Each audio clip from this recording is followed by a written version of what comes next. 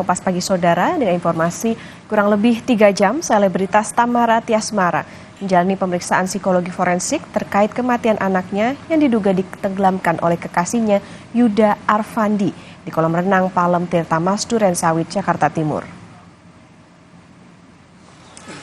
Dengan didampingi oleh kuasa hukumnya, Tamara Tiasmara keluar dari gedung Biro SDM Polda Metro Jaya setelah menjalani pemeriksaan oleh tim psikologi forensik dari Biro SDM Polda Metro Jaya dan Asosiasi Psikologi Forensik.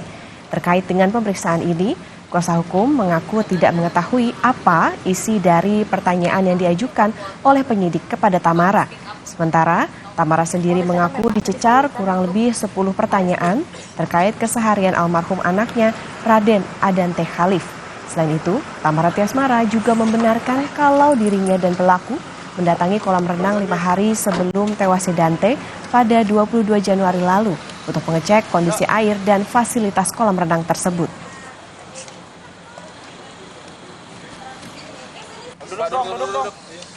Tadi kita selaku kuasa hukum, karena sifatnya rahasia, konselingnya itu ada di dalam ruangan sendiri, jadi kita juga tidak bisa mendampingi di dalam. Hanya Mbak Tamara juga dan dari pihak yang mewawancarai, jadi kita tidak mengetahui isi dari apa yang ditanya-tanya di dalam. Terus isi pertanyaannya lebih ke isi apa tentang data itu seperti itu. Jadi sempat survei kolam renang kayak kata Tamara. Sempat tanggal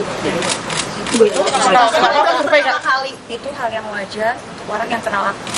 Jadi mau main playground aja, aku harus cek dulu background bersih apa enggak. Ini apalagi berenang.